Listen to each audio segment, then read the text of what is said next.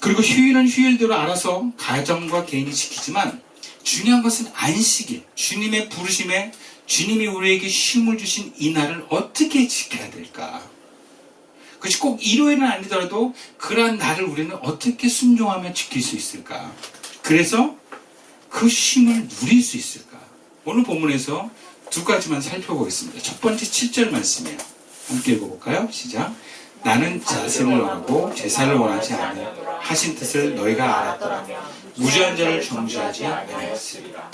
여러분, 우리가 안식일을 통해서 온전한 쉼을 얻으려면 자비를 베풀거나 그 자비를 받는 것입니다. 그러면 쉼이 와요. 예수님은 안식일에 제자들을 밀밭 사이로 데리고 가셨습니다. 물론 이 사건을 통해서 바리새인들과 논쟁하고 자신을 드러내는 의도가 없다고는 할 수 없어요. 근데 예수님은요, 일단 허기진 제자들의 배를 달래기 위해서 가셨다라고 봐야 돼요. 이게 예수님의 1차적인 의도라고 봐야 돼요. 자신의 메시함을 드러나기 위해서 제자들의 허기진 것을 이용한 것이 아니라 그냥 그들의 배고픔을 사랑으로 달래기 위해서 밀밭 사이로 지나가셨다. 의외로 예수님의 사역은 단순합니다. 배고프면 먹이고 아프면 치료해줍니다. 자신에게 오는 병자들을 거부하지 않으십니다. 말씀을 들으러 모였지만 배고파하는 5,000명의 사람들을 그냥 두시지 않는 분이 예수님입니다. 필요에 따라서 늘 먹이시는 분이 예수님이십니다. 어떻게 보면 예수님은 가성비를 따지지 않습니다. 효율을 따지지 않는 분이에요. 그냥 막 먹여요. 5,000명을 명해서 몇 명이 돌았느냐 중요하지 않아요. 그냥 먹여요. 하나님 나라는 그런 것 같습니다. 우리가 효용을 따지고 가치를 따지고 뭔가 나에게 돌아올 것을 계산하는 게 아니라 그냥 하나님의 감동에 하나님의 사랑을 흘려보내는 것입니다. 그러면 채워집니다. 자비를 베풀면 채워집니다. 그리스도인은 예수님이 하신 일을 똑같이 실현하는 제자라고 할 수 있습니다. 그리고 우리도 쉼이 필요한 인간입니다. 그런 우리의 모습으로 오신 예수님께서 행하신 모든 일은 제자들의 모습, 제자들이 닮아야 될 모습에 맞춰져 있습니다. 우리도 만약 예수님처럼 자비를 베풀면 여러분 우리도 쉼을 누릴 것입니다. 내 힘이 아니라 내 의가 아니라 그것이 하나님으로부터 연결돼서 나오는 자비이기 때문에 하나님의 힘이 주어지는 거예요. 그리고 그 주어진 그 자비를 받는 사람도 그 대상은 누군가일 수 있지만 그것이 하나님으로부터 온 것이기 때문에 쉼이 됩니다. 하나님의 영혼으로 하나님께서 우리 영혼에 주시는 은혜이고 기쁨이고 사랑인 줄로 믿습니다. 그래서 예를 들면 배고픈 사람에게 밥을 사면 안식이 옵니다. 그리고 누가 사준 법을 잘 먹으면 감사함으로 먹으면 쉼이 됩니다. 이번 MT가 정교인으로 갔을 때 아마 저희 교회가 시작한 이후로 가장 멀리 간 데가 아니었다. 저도 속초까지 갑니다. 삼척은 제 기억이 별로 없어요. 삼척까지 가는 쪽은. 삼척이 참 좋더라고요. 네. 첫날은 이장들이 모여서 수련회를 했는데 아시다시피 수련회입니다. 저녁에 모여서 식사하고 본격적인 회의를 하고 그 회의가 4시에 끝났어요. 새벽 4시에. 그리고 그 다음날 이제 늦게 일어났다고 하지만 사실 얼마나 피곤했겠어요. 운전하고 저녁에 모여서. 특히 운전자들이 되게 힘들었을 것 같아요. 저도 가면서 운전도 안 했는데 졸았는데 운전하는 것은 얼마나 힘들겠습니까? 근데 저희 차의 운전자는 쌩쌩하더라고요. 그래서 제가 감탄했어요. 오, 정말 건강하시네요. 근데 그분이 건강해서가 아니라 자기가 은혜를 받아서 그런 것 같다고 이렇게 얘기를 해주시더라고요. 근데 그 거짓말 같지 않았어요. 왜냐하면 그 은혜가 흐르는 사람은요 부정적인 말이 섞여 나오지 않아요. 예. 그러니까 짜증이나 이런 게 없어요. 뭔가 이렇게 좋은 기운이 느껴지거든요. 분명히 그분은 베풀기만 했는데 쉼이 느껴져요. 예. 쉼이 있는 사람은 옆에 있어 보면 알아요. 이 사람이 쉼을 있는지 없는지. 근데 쉼이 없는 사람은 옆에 있어 보면 알아요. 예, 저도 막 짜증이 나고, 이게 되게 불편해요. 힘이 없는 사람 앞에 있으면.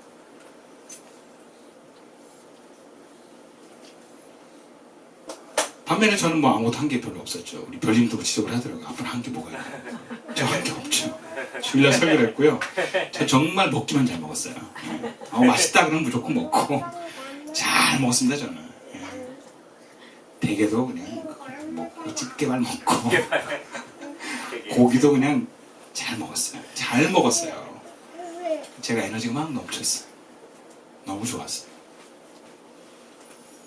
여러분, 잘 베푸는 것도 중요한 만큼 잘 먹는 것도 중요합니다. 그래서 쉼을 누리는 것이 하나님이 공동체에 원하시는 모습이에요. 온전한 쉼을 누리려면 사랑을 베풀든지 사랑을 받으면 됩니다. 대신 그 모든 뿌리에는 하나님이 계시다는 걸 믿으면 돼요. 저 사람이 했다 그러면 부담스러워요. 갚아야 되잖아요. 공짜가 아니라고 하는 뭔가 어떤 사회적인 어떤 우리의 경험들이 있어요. 그래서 부담스럽다라는 것이 자연스럽게 올라요. 근데 이게 다 하나님부터 온 거다. 여러분, 하나님은 우리에게 좋은 것을 주신 분입니다. 우리가 하나님께 부담스러워할 필요는 없어요. 그래서 잘 주는 것만큼 잘 먹는 것도 귀한 거고. 둘 다 하나님부터 오는 쉼이 있어요. 이 쉼을 우리 교회가 함께 누리기를 축원합니다. 두 번째 온전한 쉼을 얻으려면 어떻게 해야 되는가? 12절과 13절 말씀입니다. 우리 함께 읽어볼까요? 시작. 사람이 양보다 얼마나 더 귀하냐. 그러므로 안식일에 선을 행하는 것이 옳으니라 하시고 이에 그 사람에게 이르시되 손을 내밀라 하시니 그가 내밀매 다른 손과 같이 회복되어 성하더라. 두 번째로 우리가 쉼을 얻으려면 나만의 율법의 잣대를 내려놓고 예수님께 손을 내미는 것입니다. 예수님께서는 미리살 논쟁을 마치시고 회당으로 가셨어요. 원래 유대인들은 대부분 안식일날 그 다음날 오전에 회당에 갑니다. 그곳에서 말씀을 읽고 듣습니다. 예수님도 유대인이시기 때문에 회당에 가신 것입니다. 그런데 그곳에 한쪽 손 마른 사람이 있는 거예요. 어떻게 이 사람이 회당에 들어와 있는지는 모르겠지만 이 사람을 바리새인들이 보고 예수님께 질문을 합니다. 근데 이 질문의 의도가 예수님을 고발하려는 데 있어요. 안식의 유대인들은 어떻게 해서든지 예수님이 율법을 어겼다라는 빌미를 만들어서 고발하려고 하고 있습니다. 그러니까 이건 진정한 안식일을 보내는 데 있지 않아요. 남을 해하고 뭔가 어떤 자기의 뜻을 관철시키려고 하는 어떤 강한 의로 그냥 사로잡힌 사람들이라고 할 수 있어요. 근데 예수님이 그들의 의도를 알면서 피하지 않으십니다. 오히려 그것을 계기로 안식일의 의미를 바로 알려줍니다. 그리고 손 많은 사람도 고쳐줍니다. 그럼 안식일의 바른 의미가 무엇입니까? 오늘 본문에서 예수님이 말씀하시는 궁극적인 안식일의 목적은요, 구원입니다. 그것은 예수님은 선을 행하는 것이다 라고 표현하고 있습니다. 선은 무엇입니까? 우리를 향한 하나님의 뜻입니다. 그게 선이라 그래요. 우리를 향한 하나님의 뜻이 무엇입니까? 우리가 죄에서 해방돼서 죽음의 구덩이에서 건져져서 하나님께로 오는 것입니다. 하나님과 함께 있게 되는 것이 바로 구원입니다. 그러한 계획이 바로 하나님의 선한 뜻이에요. 우리는 사람마다 일해야 한다는 율법이 있습니다. 그리고 그렇게 행하지 못할 때는 위축됨과 불편함이 있습니다. 그 위축됨과 불편함이 결국 하나님과 나 사이를 가로막습니다. 그래서 쉼을 얻지 못해요. 하나님으로부터 쉼을 얻어야 되는데 위축됨과 죄책감과 정죄가 그 쉼을 막아버리는 거예요. 쉼이라고 하는 것은 그래서 궁극적으로 일해야 된다라는 것에서 벗어나는 거예요. 근데 사람마다 스스로 정한 율법이 있습니다. 그리고 거기서 벗어나지 못해요. 위축돼서 벗어나지 못하고 정죄하느라고 벗어나지도 못합니다. 부모가 자신에게 어떤 법을 정하면 그 법을 지키지 않은 자식을 향해서는 본인의 쉼이 없어요. 예. 예를 들어서 제가 우리 자녀들에게 시간을 되게 중요시 여겨요. 지금은 좀 많이 낮았는데 애들이 지각하면 제가 아침부터 안식이 없어요. 제 안에 어둠의 영들이 감정을 불어넣습니다.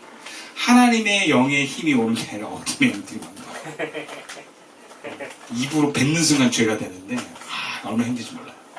그래서 진이 빠졌어요, 아침마다. 근데 그걸 딱 내려놓고 나니까 그래, 제가 할 수 있지. 고등학생 되니까 또 좀 이게 좀 세더라고요, 이 지각의 문제가. 근데 어쨌든 내가 만든 법, 이래야 된다. 사람은 이래야 된다. 우리 자녀들은 이래야 된다. 뭐 학생들은 이래야 된다. 교인들은 이래야 된다. 아내와 남편은 이래야 된다. 이러면 이 법이 하나님으로부터 오는 쉼을 막습니다. 심지어 내가 내 스스로에게 나는 이래야 된다는데 이걸 못 지키잖아요. 그럼 내가 안식에서 벗어납니다. 오늘 본문에 속 많은 사람이 세 번역에서는 속이 오그라든 사람이라고 해요. 그럼 이 사람의 입장에서는 회당에 왔어요. 근데 사람들 입장에서 할 때 자기 스스로가 자기는 장애인인데 유대 사회에서 이러면 장애인은요 저주받은 죄인입니다. 그러니까 잘못한 게 없는데도 죄책감이 있어요. 그러니까 회당에 와서도 얼마나 당당하지 못하고 저 끝에서 위축되어서 뭔가 이렇게 쭈그러져 있겠습니까? 여러분, 나쁜 학생들이 왕따를 시킬 때는 왕따를 바라보는 정확한 이 어떤 분별력이 생겨요. 쟤는 내가 이용해 먹으면 되겠구나. 여러분, 속 많은 사람이 당당하면 이렇게 못 이용할 거예요. 속 많은 사람이 저 회당에서 뭔가 위축됨과 죄책감으로 쭈그러졌으니까 예수님을 고발하는 도구로 써버리는 거예요. 만만하니까. 당당하면 못 건댑니다. 당당하지 않은 거예요, 이 속 많은 사람도. 내가 잘못한 게 없고 내가 저 바리새인들에게 이용당할 이유가 없는데 지금 이용당하고 있는 거예요. 스스로 회당에 왔지만 그 위축된 것 때문에 하나님의 쉼을 못 누리고 있습니다. 회당에 와서 쉼을 얻으려고 했는데 쉼을 못 누리는 것이 스스로의 위축감입니다. 나는 저주받아서 손이 있겠다라고 하는 그 편견과 자기가 받아들인 그 틀이 스스로를 그렇게 비난하고 혼내고 있는 것입니다. 예수님은 사실 그를 부정한 사람이나 치유를 받아야 할 대상으로 처음부터 보지 않았습니다. 예수님은 아마 손 많은 사람을 보셔서도 똑같이 봤을 거예요. 하나님의 은혜와 사랑을 받는 사람으로 봤을 것입니다. 사람으로 귀하게 여겼을 것입니다. 근데 바리새인들의 시각에는 손 많은 사람은 스스로의 위축된 마음에 구원을 받아야 될 병으로, 죄인으로 봤습니다. 그래서 예수님께서는 저 손 많은 사람을 향해서 구원의 손을 선포하신 것입니다. 그 손을 내밀어라. 여러분, 예수님의 이 선포는 무엇입니까? 그를 죄책감에서 벗어나게 하는 거예요. 저 바리새인의 틀에서, 그리고 네가 붙들고 있는 그 율법의 틀에서 벗어나서 내 손을 잡아라. 그럼 너는 하나님을 만나게 될 것이다. 지금 제가 너무 위축됩니다. 지금 제가 너무 죄책감에 빠졌어요. 저도 한때 개척하면서 그 위축감이 들 때가 많았어요. 왜 사람들이 자꾸 그것만 보니까 외적으로 후원해줄게, 너희 교회 소개해봐. 제가 뭐 글솜씨도 형편없지만 결론은 뭐예요? 교회 건물이 없어? 후원 못해줘. 아니, 건물이 없어서 후원해달라고 그러는데 건물이 없다고 후원을 안 해줘. 왜? 등록이 안 돼 있기 때문에 믿을 수가 없다라는 거예요. 여러분, 총회에서는요, 건물이 있어야 교회로 등록을 해줘요. 우리는 그냥 집회예요, 집회. 교회가 아니에요. 어떻게 보면 되게 도움을 받아야 되는데 도움을 못 받아요. 제가 은행에 가서도 대출 못 받아요. 왜? 프리랜서이기 때문에. 프리랜서들이 도움을 받아야 되는데 직장을 직면할 것이 없다고 대출을 안 해줘요. 그러니까 사회적으로 프리랜서들이 위축감이 많습니다. 목사들도 건물이 없으면 위축이 많이 돼요. 저도 그런 위축감이 오더라고요. 사람 앞에 나가기가 싫고 말을 못 하겠어요.